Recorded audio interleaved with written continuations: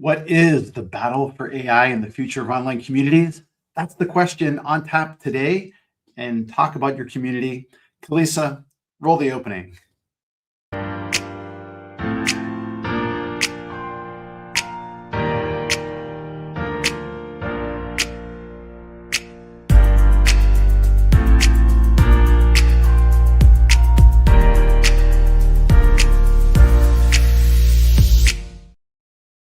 Good morning, good afternoon, good evening, wherever in the world you may happen to be. You've tuned into Clocktower Advisors, Talk About Your Community, the show where we bring in a variety of guests with perspectives, ideas, and inspiration for you to bring back to whatever communities you happen to be building or serving.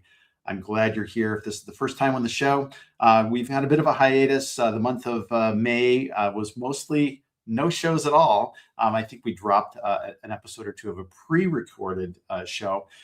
But the reason for that was I was going through some workshop training, and it was happening on Fridays when we usually do the show. I am now the proud owner of a certificate from Envision Greater Green Bay, a workshop series on future foresight work. And so I've been steeping myself in the University of Houston's methodologies for building foresight and scenario building for variety of different questions, tracking signals, all of that. If you're into that, I'd love to hear from you. I'd love to chat about that discipline because it's a skill set that I am developing. And I hope that I'll be able to apply that to some of my community work very, very soon. For those of you that are regulars on the show, you will know, and I will tell newcomers here as well, that we welcome your input and your ideas, questions, comments during the course of the show. So if you've got something, drop it in the chat. Happy to surface it to David and myself here, and we'll address it as we go. So love to have the interactive elements of that. That's why we do live. We'd love to have some conversations with all of you that are participating. Finally, we're always on the lookout for new guests. If you have some ideas for someone that you'd like to get interviewed on the show, if you've written a book, if you've got a perspective, if you're applying something new to the science and art of building communities online, would love to have those chats with you as well. I will also just kind of quickly note, we are simultaneously streaming up on YouTube to the Clocktower Advisors channel. If you're not a follower up there, you can catch all of our backlog of episodes, and I invite you to subscribe, like, comment over there as well. And for those of you that are on the go and you don't have time to watch the video portion of the show, we also do push out our episodes onto your favorite podcasting platforms. So you can go ahead and check out Talk About Your Community on Spotify or Apple or wherever you happen to listen to your tunes as well. That's enough announcements. We'll get those the heck out of the way. I'm going to go ahead without further ado to introduce my guest here today and our topic, which is about building with AI in maybe ethical, more human sorts of ways, the battle for our attention and what that's going to mean for the kinds of communities that we build online. David Douglas is my guest today, longtime friend, introduced through a mutual friend of ours, Patrick Maher. Patrick, if you're out there, waving to you. I hope you're enjoying retirement immensely. David is a founder and CEO of Guideway Labs, and we'll learn a little bit more about that as we get into things here. Three-time founder and enterprise veteran. So Yolby, I'm hoping I'm saying that right. I think that was when I first met you, when you were bringing Yolby to market, which is really kind of a talent application for people with disabilities, and I think that we had some great conversations about community building there, and that's kind of put us on the path to staying in touch with each other. But you've also got some amazing background from IBM, McKinsey, Accenture, Capital One. So you're bringing a wealth of digital transformation background and expertise. You're an advocate for inclusive tech. And David, one of the things that I love best about you is that you are a firm believer in human first tech. Really, grounded in your own personal philosophies and Taoism. And I hope we can kind of get into that a bit today too. Welcome to the show. Thanks, brother. I appreciate it, man. I am very happy to be here, Todd. So I was very, just talking with you. I'm so happy you have a podcast. I'm not a podcast aficionado. This is one of the first that I've been able to do. So I hope I do a good job. And I'm just really excited to be here. You're going to be phenomenal, man. I think that you're doing amazing, my friend. Oh, I appreciate that.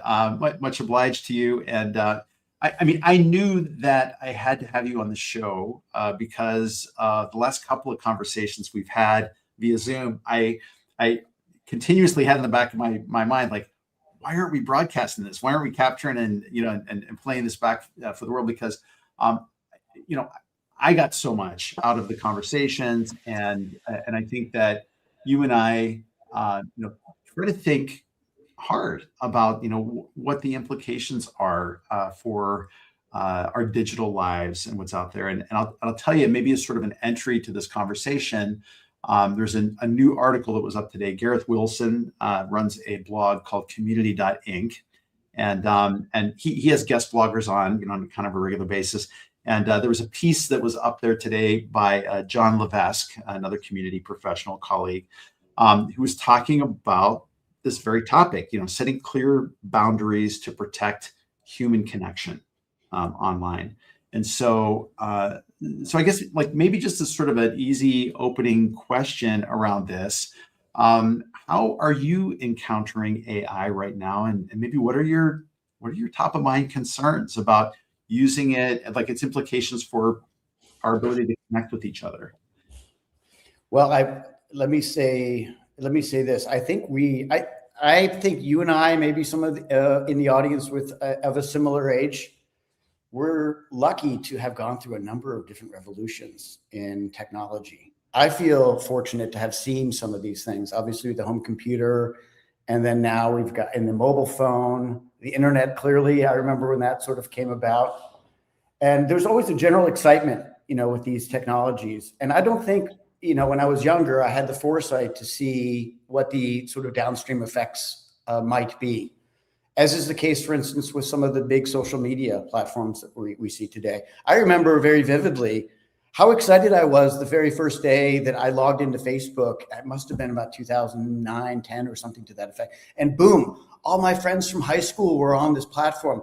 And who would have thought that there would be negative downstream implications? You would have bubbles of people who don't hear both sides of the argument, and then sort of all of the downstream things that are happening now. By the way, I imagine that Mark Zuckerberg and all of these, companies that started Google, their founders don't be evil. They all started with these wonderful intentions. And so I had the benefit of seeing sort of the downside of these things. And I think AI has a propensity to do a lot of good, but just a tremendous amount of bad if done sort of in a way where you aren't really thinking about humanity and humans in the loop as part of that. So I want to be at the forefront of that.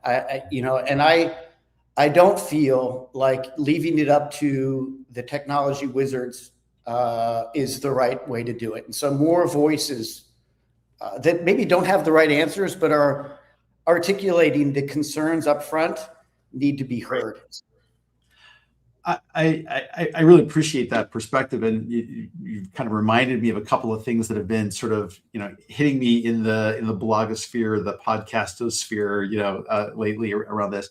That whole question of a lot of these tech organizations beginning with the very best of intentions and providing value, but then soon seeing that equation flip to serving shareholders. And it's not, I don't know that it's a simple binary between like idealistic founders and money grubbing, shareholders, because I don't think it's as simple as that. But I do think the idea of shareholder primacy is something that came up recently on some interviews I was hearing with Eric Ries, the guy that wrote the Lean Startup. And he's just come out with a book called Incorruptible, which is about reworking the operating system for organizations. And he kind of, says there's some very, old, long-lived examples of companies going back to like the 1880s of organizations that had, been built in such a way that yes, like it's about, there's a profit layer to it, but there's also like a human layer, which is sort of like, what's the vision, what are the values of that organization, and applying that almost sort of like a checks and balances system for organizations, that we need to kind of get back to a spot where it's not just about the money that an organization is earning, because that's led us to some very dark places. Yeah, well, it can't be. I was talking to people the other day. Whatever happened to the trickle down economy, right? It certainly hasn't seemed to work. And then with AI, let's be honest, they're actually talking now about getting rid of the capital L, right, of labor, effectively. Because what is AI? Is it a capital L? No, it's not. And left to its own devices, I think, by virtue of the system itself, the shareholder value you're talking about, I think any company of a certain size is going to tread, down that path of efficiency. It's all about, in my view, in pure competitive state, when you're out against the other guy, it's a race to the bottom when it's only about the money. And so I do think something needs to change. AI might be the precursor to this. I sense that there's anger, swelling, and it will eventually erupt at some point in time. And I want to be on the right side of that, if you will. Yeah. There was a headline recently, a commencement where, I think it was an AI luminary, maybe one of the building. I don't think it was a Sam Altman, but somebody was giving a talk to a group of graduates about AI and the promise, and they got booed. It was Eric Schmidt. Yeah. Eric Schmidt. Yeah, there's a danger, and somebody, I read some commentary about, there's a real danger in divorcing yourself from accountability of your actions. And in fact, the more divorced you are from the accountability of your actions, the less empathy that you have. Empathy, I think, is really, ironically, it's one of my superpowers. I don't know how I sort of became so empathetic, and I know I've got a lot of opportunities for improvement, but I genuinely feel for people. And I think largely because of the work that I did in my previous company, when I was working with underserved populations, I worked with young kids. I was in high schools. I was sort of really on the ground. I live here now in Miami. I walk outside, I see people who are homeless, right? I'm not divorced from what's really going on. And so when someone tells me, hey, there's jobs to be had, as an example, and don't worry, I will worry, because I've listened to these promises, and they have been promises that have been broken time and time again. And the end result is, frankly, a country that is not as beautiful, not as safe, not as affordable as when I was growing up. I grew up with this belief that, if I did well, my kids would do better. And then now you have people who are buying homes in their late 30s as a first home buyer. So the work you're doing around community, I understand that, we're moving online. We need to build meaningful communities online. How do we do that? How do we do that in an era of AI? I think that's incredibly important work, because people are going to need human connection. Now, let me just say this, because I think it's important. I don't think AI will be conscious. I don't think AI has feelings. I think it may pretend to have feelings. And I think we're doing ourselves a gross injustice by trying to fool people that is in fact the case. Michael Pollan he wrote a book about consciousness recently. And one of the things that struck me, and it caused me to change direction in my company actually, was he made the statement, I think that these providers, model providers, should basically outlaw, it should be completely illegal for these chatbots to speak in the first person.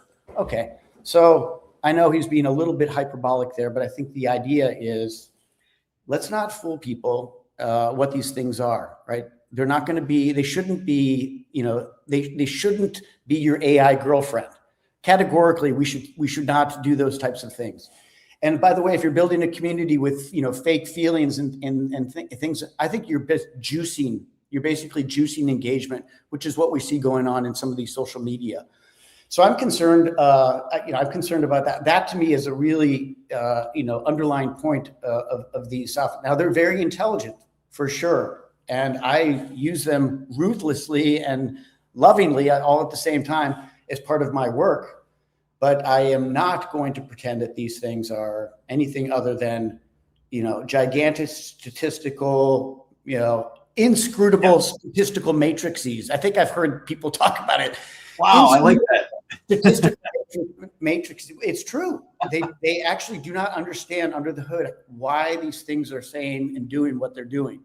And they're safeguarding them sort of on the top with, hey, don't make sure no harm and whatever. But if you strip it of that, of these safeguards that they put in place, God knows what these things could actually do. We're talking to David Douglas, the founder and CEO of Guideway Labs, and talking about the battle for attention and the future of community. Just wanted to say hello here to a friend of the show, David Rayner, who is the community manager of NeuroSpicy, which is a new online community for people of divergent neural perspectives. And I think that he's also helpfully adding here that, yes, Eric Schmidt and Sundar Pichai. Thank you for that, David. Great to see you. Thank you for joining us today. David, there were so many threads that I wanted to pull on, from what you said there. And so first of all, I'll say, I think a lot of us who have been attracted to the profession of building communities, building spaces for people online, have that empathy gene. That's something that attracts us to the space because, whether we're introverted or extroverted, we kind of like to have these gathering. We kind of like to build trust among people and to create that. And I think that there's something inherent in, where we've seen social networks go, which I always, push back and say, like, those are not communities, and we're misapplying the terminology, for these things. Sorry, David has corrected me. It is professionallyneurospicy.com. Thank you for sharing that, man.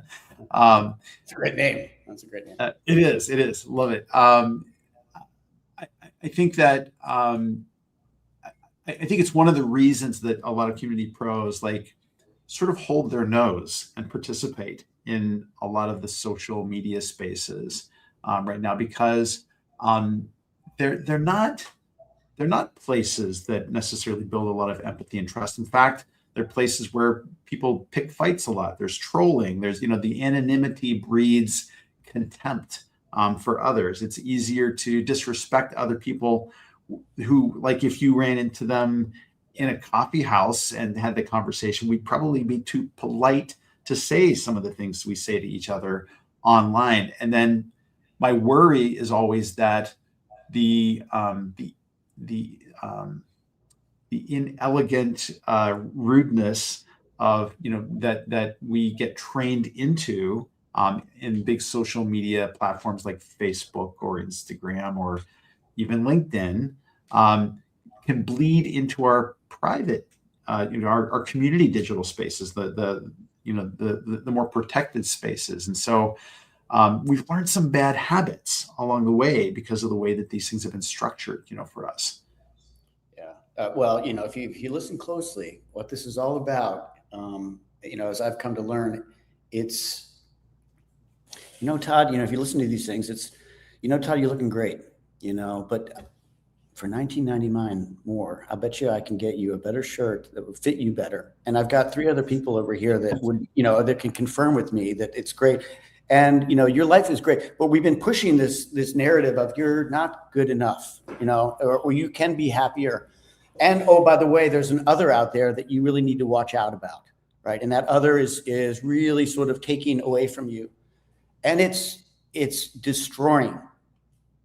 Mm-hmm. This other is taking all my good shirts and making it not possible for me to have good shirts. and so we harkening back sort of to the AI. I'm tremendously so this thing has potential to do even more harm. If you think about sort of the current infrastructure, we've got engagement as sort of the key metric and pulling people in. when you think about these LLMs and the providers, they're talking about, tokens. What's a token? I remember going back to the arcade when I was a kid, right? Tokens, digital, it's money. It's so in some sense, and so these things are going to be. And Sam Altman was on stage a bit ago, and he was saying, I think we're going to get paid sort of like, water through meters and electricity's through meters. We're going to be intelligence through meters, and so. Which, by the way, are tokens. So he's a euphemism for tokens, which you can think. So they are going to be incentivized to push a boatload of tokens, of intelligence, if you will. And if this is juiced incorrectly, which it will be, because it's going to go to things that we are traditionally now willing to buy, right? If the current world is an example of it, it's going to be, medications that you need, dating and sex and AI girlfriends and all of these sort of things that are not, frankly, great for, young people in particular, but as a society, where is all the love and, the energy that, and it's going to be juiced additionally by its ability to understand who you are, Todd. I know now a lot about you, and I can build these great advertisements potentially just for you so that you can be convinced. So we're on a precarious journey here. And, your job, my job, it's maybe not to solve all the world's problems, but I want us to be on the right side of this and not give in to your point earlier, the profit motive of all of these things. Where does conservation come in, right? So we talk about water conservation. Now, does that mean if everyone had the ability to have as much water as possible, we should all just consume as much as possible? Or, electricity, just because we have the ability to do that, we should do that? So I ask myself, what's responsible use of intelligence? So in a future world, and I want to be on the end of building products that actually are useful for solving meaningful problems in in an allotted time, and then get them off of that, right? Focus on doing other things. I was shocked the other day. I was talking to this girl, who's a friend of mine. And we were talking about screen time, and she said, "Pull up your phone." I said, "Okay, pull up your phone." She goes, "Go to settings, go to like screen time." And then there was a setting. It's like pickup time. How many times did you pick up your phone? And I was shocked. 168 times in a day. Crazy. Yeah. We're addicted to our screens. We really are. And like how good is that? And so like I worry about this on multiple levels, David, because I think what Sam Altman said, which you just mentioned, is a concern and sort of the metering of intelligence. But I even worry about it at the level of, interacting with an LLM and young people choosing to interact with an LLM over other warm living humans, right? Yes. And so then being entering into a synthetic relationship with LLMs that by their nature are designed to be affirming and helpful. And so it's the sycophantic concerns that that get raised about this, but I think the vast majority of people that are using LLMs are using the free version. So they're getting advertised to, at least on ChatGPT world now. And I also think about sort of the algorithmic manipulation in social media, but LLMs are even more powerful because they have a tendency now to kind of keep the conversation going. So it's using more compute. That's more money for the organization that happens to be running it. But it's because it's continually trying to draw you out, and then it's going to affirm what you say. And there are times that I become conscious, even when I'm using a paid version of these tools, and I'm a power user, I'll call it, for these as well.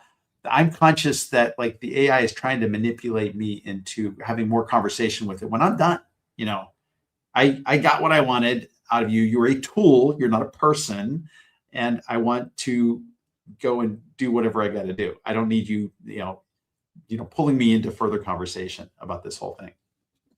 Yeah. Well, I have a really cool sort of sidebar about that. Actually, we're encountering that right now. So we're building a tool. We call it a companion, and it is for it's called Anchor. Originally, it was called Sam, and then we realized after the Michael Pollan, and then after working with some of the users of the system, we are going to backtrack entirely and no longer anthropomorphize. By the way, if you can say that 5 times without, screwing up, then that's phenomenal. By the way, it's a tough word to say, but it basically means pretending to be human when it's not. Okay. It is basically an agent that is a companion for a job retention specialist for states. It's a research project we're doing with the University of Wisconsin-Madison.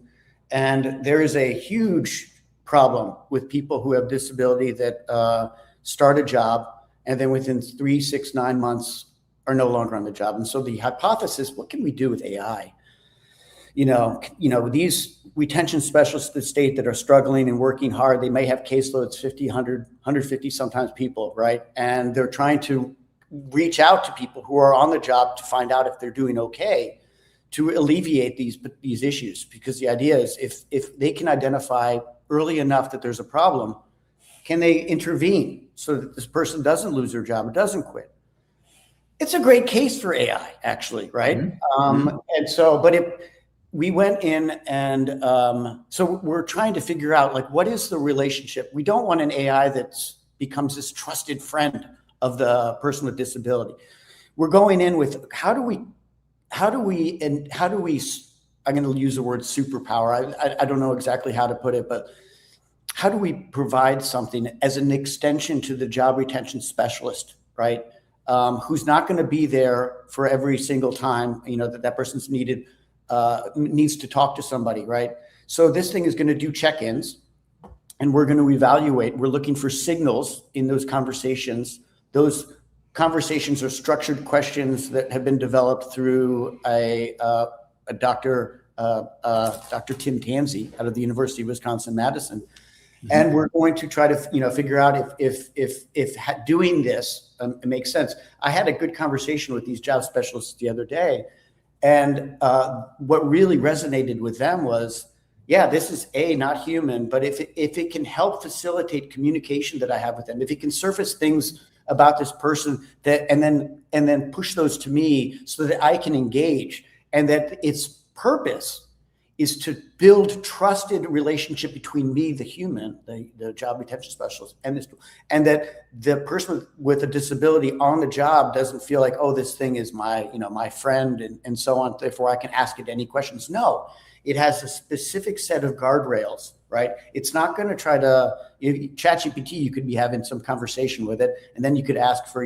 flight tickets to whatever. Yeah, sure.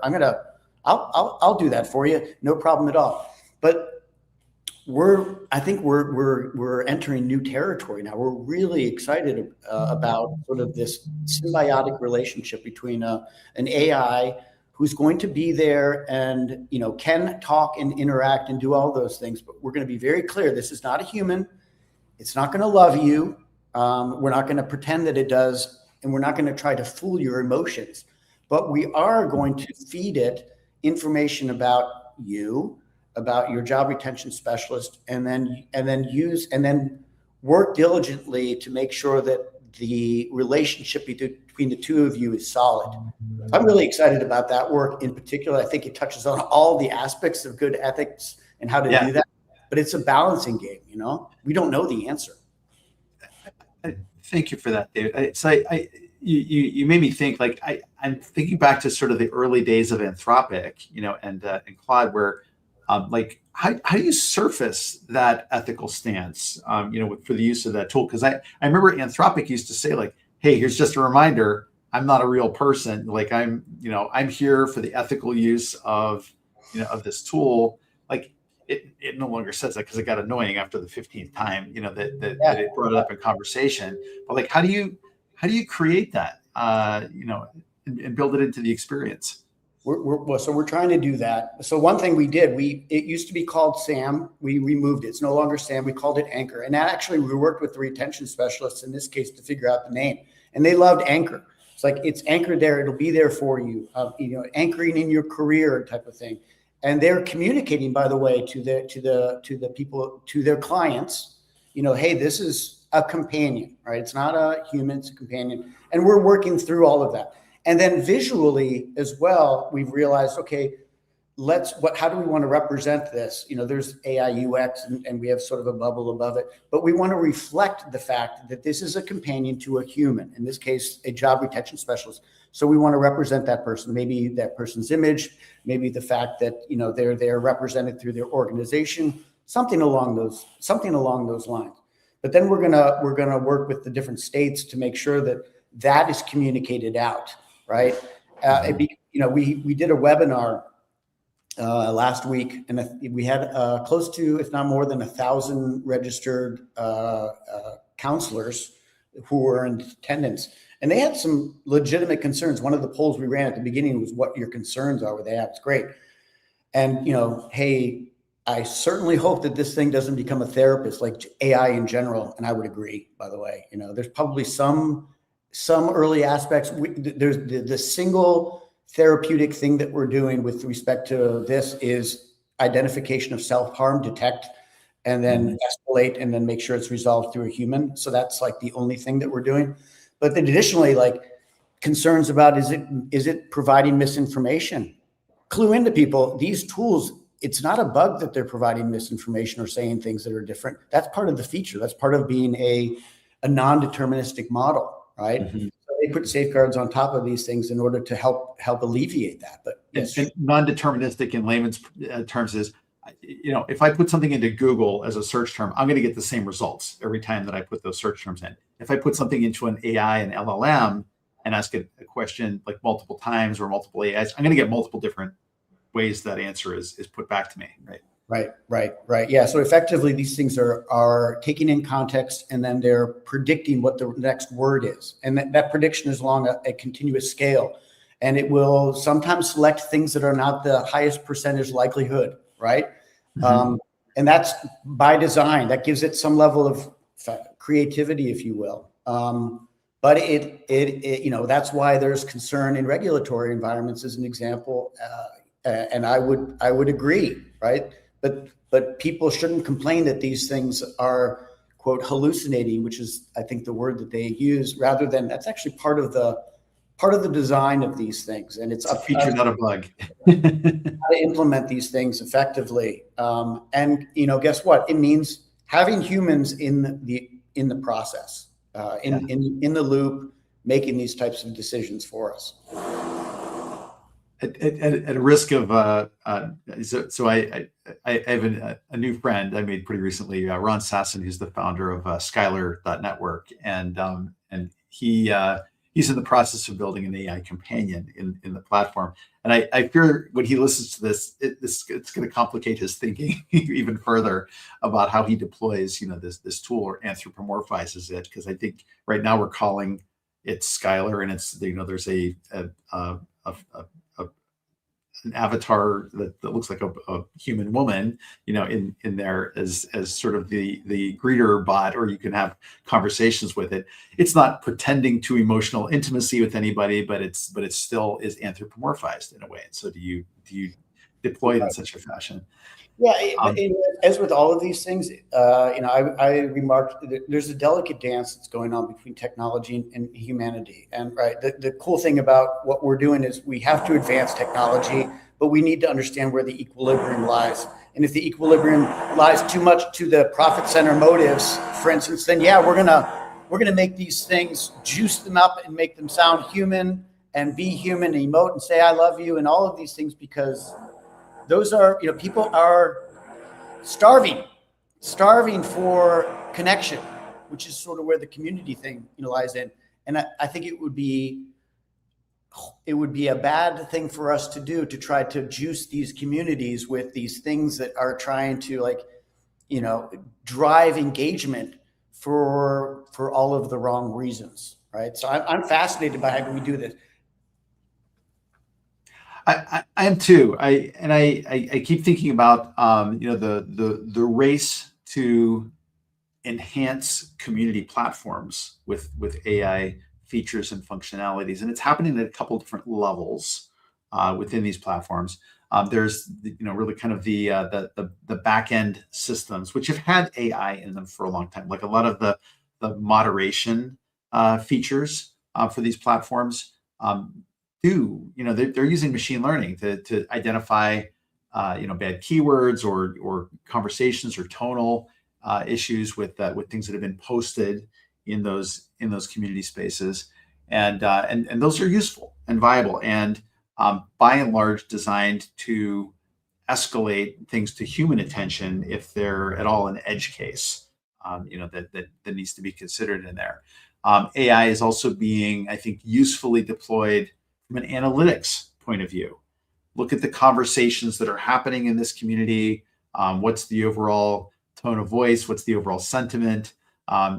Which members haven't been back in a while, and we may want to reach out to. What are key topics that are of interest? These are all things that we've been trying to track using metrics for a while, but getting at that data now through natural language queries is a lot easier to manage. So these things I see largely as benign, at least the way that they're being imagined now.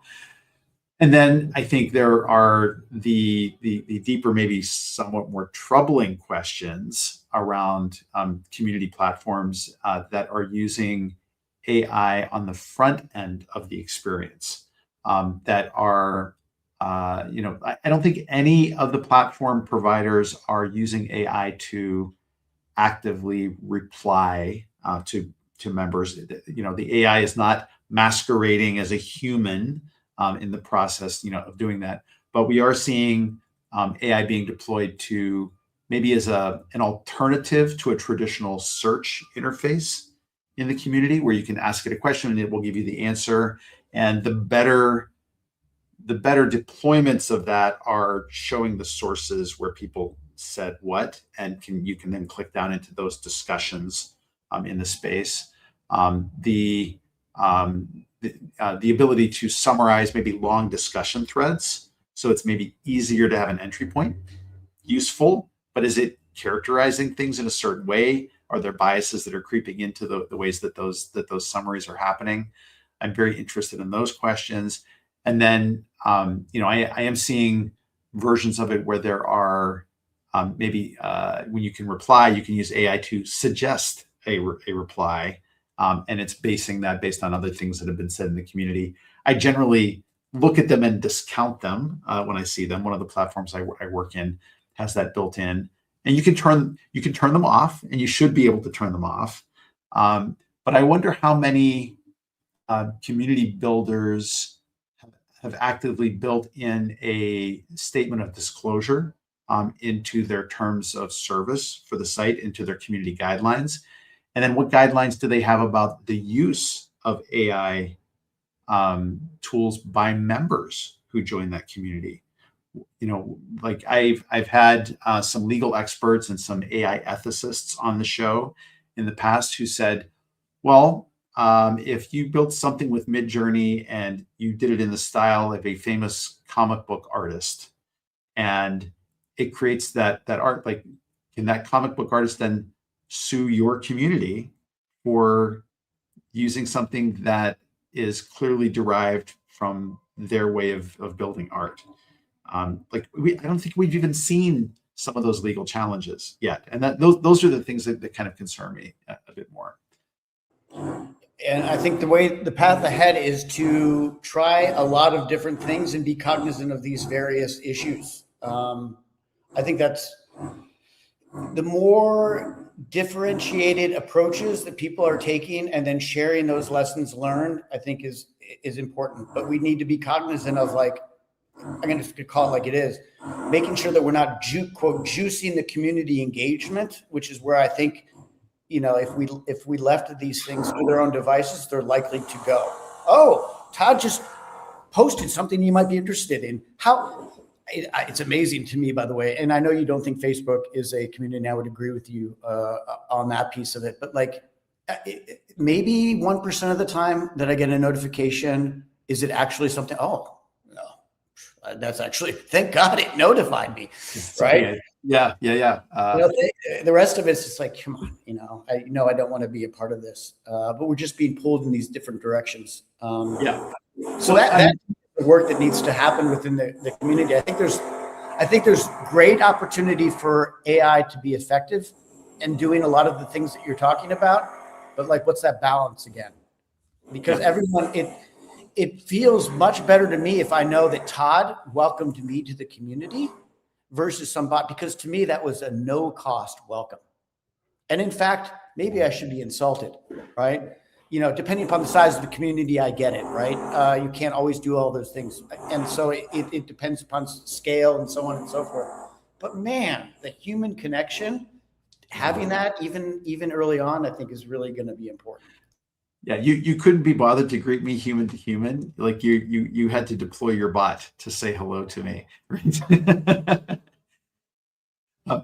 So we may start to see things in the future where it says like, yeah, please don't be offended, but I'm sending my bot to say hello, on my behalf, right? It's, I don't know if you've been paying attention to like the employment space, but we have another initiative. A lot of these employers now, the problem is not getting the candidates. They're getting too many of them, right? And oftentimes these bots are filling out resumes and doing all this other stuff and writing, and they're just a wash. So it's not going to be helpful by any stretch. Then you have these things that are going to be interviewing people and so on.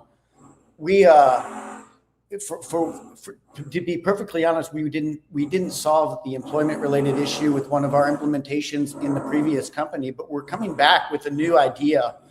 And we're testing it out right now, which would include an actual human check-in process. Because one of the employment issues that we heard from employers in the Milwaukee area was, hey, we're getting candidates who don't actually have the skills that are applying to these things. We're getting tons of them, and we're getting ghosted, right, by a lot of other people. And we believe it's because they actually don't realize what the requirements of the job are, because it's become so easy now to do that. So we're going to test out a very manual, hey, let's have a conversation, 15-minute check-in once you sort of identify that you actually want to apply for this job. And then we're not going to interview you and make a determination about, are you qualified for this job or not? Because that's not our role, right? But are you going to show up to this? Which is already a good sign. And then two, when you hear the requirements of the job, will you honestly reply back? Yeah, actually I didn't realize that was 2 a.m. and it's 3 hours from me. No, I don't want to apply there. Thank you for sharing that information with me. And if we're actually able to have a human to human conversation, then they can express that freely to me. And then we're not going to pass that resume on to the employer, and they should be grateful. So that's, and then we'll figure out if there's a way that we can do some more software related magic to help formalize that process a little bit more. But I'm scared about these things applied at scale when I'm allowed to apply to 1,000 jobs. And obviously most of them I don't really care about. Hey, David, I love that. We should connect.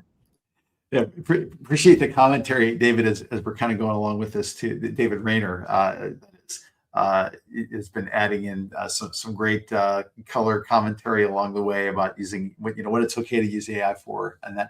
So I know we're getting a little low on time here, and this is probably me opening a can of worms. But I'm kind of wondering, like, I think I saw in your background that a lot of your work is informed by your Taoist beliefs or leanings, and I'm kind of wondering, like, and maybe not to limit it to that, but how are your personal values impacting the way that you are interacting with some of these technologies and tools? Like, do you have any kind of rules or thinking tests that you're applying to the way that you, as a founder using these technologies, as a user using these technologies, affects your day-to-day?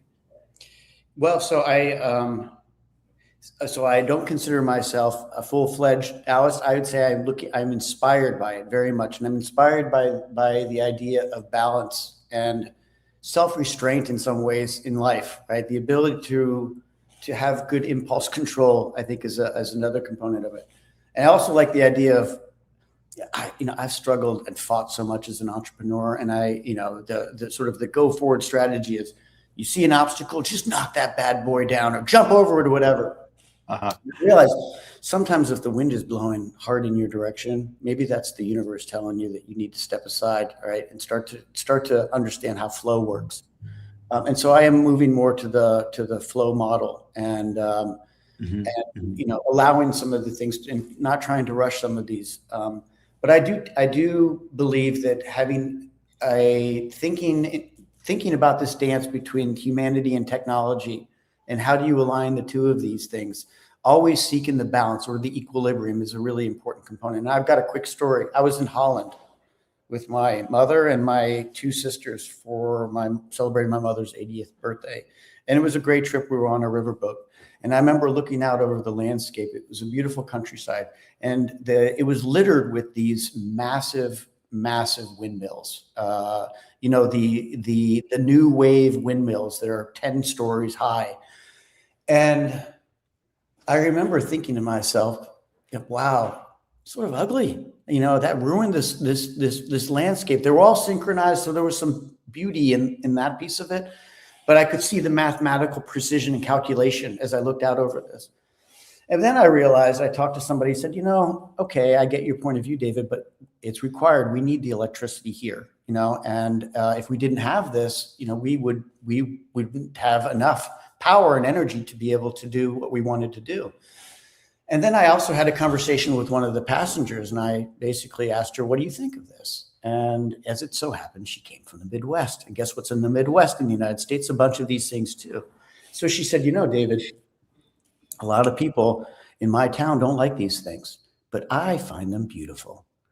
And so to me, that was like this idea of, you know, everyone has a perspective, and it's you know, it's a kludgy problem, right? And there is no right answer to these things, but you need to understand, you know, balance. And there's humans, and they need to be respected. And there's the advance of technology that needs to happen. If we believe that at the end of the day, no jobs are going to be lost and no one's going to be displaced, then we're fools, right? But like, how do we negotiate this transition in a meaningful, respectable way where we, you know, I prioritize human flourishing. And I'll share this too, because I think it's really important, because I talk about the true north of my company, and it just dawned on us the other day what the true north was. I was given a book recommendation by a woman, one of the job retention specialists. Actually, she's on the policy committee for some of the work with AI at the state level. And she said, you need to read this book called CEO of Golden. I was like, oh, okay. I love book recommendations. So I've been listening to this book, CEO of Golden. It's about an old gentleman from Portugal, from Porto, ironically, the home of my co-founder, all right, who goes to a city in the southwest eastern part of the United States called Golden. And he goes in and he purchases portraits. And he decides that he wants to deliver these portraits of the inhabitants of Golden to each of them. And it's a story of redemption. And the guy has gone through a lot. You discover his life over time. But it's the beautiful, you know, interplay of humanity as he's handing them. And at one point in time in the book, he has the opportunity to talk to the artist who wrote these things. And they have a conversation about what makes good art. And I'm sitting there listening to this thinking, this is great. I don't know what makes good art either. I want to hear the answer to this. And the artist is like, you know, hey, I guess I don't make good art because, you know, look at all of the inventory here that hasn't been sold, and I'm not, you know, wealthy and this and so on. So, and Theo, he asks Theo, the protagonist, what do you think good art is? And he said, and I'm going to pull it up here because it's now on my webpage, and I think it's so beautiful. He says, you know, he basically says love needs to be in the art. If you can perceive that it was built with love, right, then that's the value. And the quote was, nothing is as it's supposed to be if love is not at its core. And I just felt to myself, man, so first of all, now I'm asking myself, can AI actually build with, I don't think so. So, you know, I think, you know, the right way to approach community building, the right way to approach building any product at all is truly to build it with love, with the human, like I'm actually building this with my own love. And that means a 3-year-old who spends an hour drawing a horse that, you know, doesn't look like a horse, puts it up on the wall. That's good art. That's good creation. Because there's love in it. Yeah, that's amazing.